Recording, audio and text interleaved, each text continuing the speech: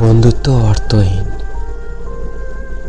যখন বন্ধুরা একে অপরের সঙ্গে মিলে যায় না, তখন মনের ব্যথা, কষ্ট, দুঃখ সব ভুলে যায়। কিন্তু আজকাল খুবই কম এরকম হয় যারা একমাত্র বন্ধুত্বকে সম্মান করতে জানে। আজকাল মানুষ একে অপরকে সম্মান করে না, নিজের মানুষগুলোকেই সম্মান করে না। বন্ধু তো অনেক দূরের কথা। খুব কম হয় এরকম মানুষ যারা পরিবার, আত্মীয়, বন্ধু থাকার মানেটা বোঝে,